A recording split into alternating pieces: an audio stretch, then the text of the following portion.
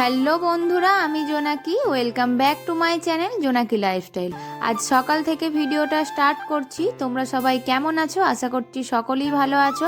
আজ আমাদের বাড়িতে হয়েছিল ব্রোকলির তরকারি, সেই রেসিপিটাই তোমাদের সঙ্গে শেয়ার করব। চলো দেখতে থাকো।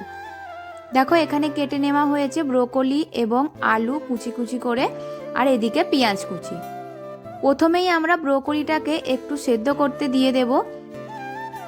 অল্প করে সেদ্ধ করা হবে। কড়াইতে জল দিয়ে ব্রোকলিটা দেবার পর কিছু একটা দিয়ে ঢাকা দিয়ে দেব।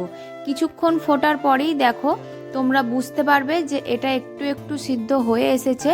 এরপর আমরা এটাকে নাবিয়ে নেব। এরপর যে কোনো চুবড়িতে তোমরা কপিটার জলটা ঝরিয়ে নেবে। এরপর কড়াইতে আমরা তেল দিয়ে দিলাম।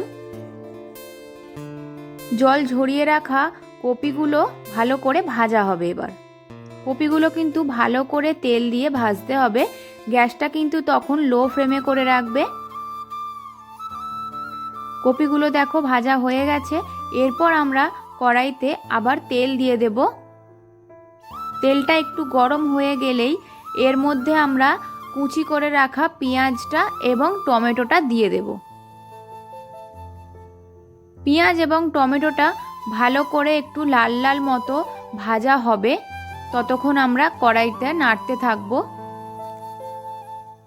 কিছুটা ভাজা হয়ে গেলে আমরা এতে দিয়ে দেব রসুন বাটা।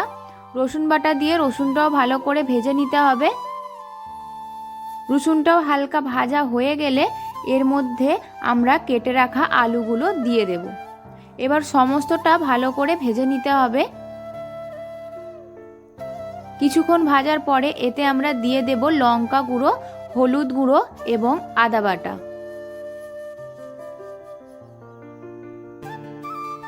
সামান্য একটু জল দিয়ে আমরা সমস্ত মশলাটা ভালো করে কষিয়ে নেব। কিছুক্ষণ নাড়াচাড়ার পরেই তোমরা দেখবে মশলাটা থেকে তেল ছেড়ে দিয়েছে। এরপর আমরা পরিমাণ মতো জল দিয়ে দেব সিদ্ধ হবার জন্যে।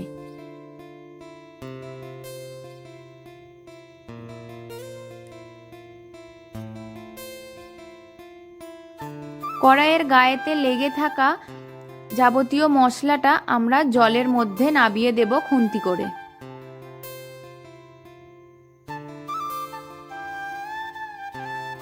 এরপর আমরা পরিমাণ মতো নুন দিয়ে দেব।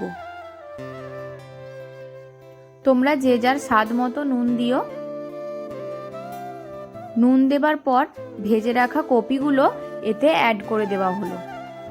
এরপর এটা সিদ্ধ হবার পালা, তাই কিছু দিয়ে ঢাকা দিয়ে দিতে হবে। ঢাকাটা খোলার পর কিছুক্ষণ পর দেখি কিছুটা সিদ্ধ হয়ে গেছে, এখনো কিছুটা সিদ্ধ হতে বাকি আছে, তাই আবার ঢাকাটা দিয়ে দিলাম। তারপর দেখি পুরোটাই হয়ে গেছে, কিন্তু একটু জলটা বেশি আছে, তাই জলটা একটু মরিয়ে নেওয়া হবে। এরপর এটা ভাতের সঙ্গে খাবার জন্য রেডি। দেখে নাও তোমরা ফাইনাল লুকটা কীরকম হয় ব্রোকলির তরকারি।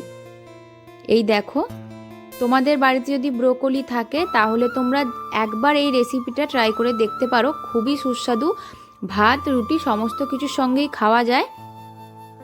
আমাদের তো খুব ভালো লাগে। তোমরাও বাড়িতে এভাবে রান্না করে খেতে পারো। আশা করছি তোমাদেরও ভালো লাগবে। ব্রোকলির তরকারি তো হয়ে গেছে। আমি স্নান করে একটু নিচের দিকে যাচ্ছিলাম চুলটা শুকনো করব বলে। তোমাদের যদি ভিডিওটা ভালো লেগে থাকে তাহলে like, comment, share and subscribe করতে কিন্তু তোমরা কেউ ভুলো না। দেখা হচ্ছে নেক্সট ব্লগে। টাটা।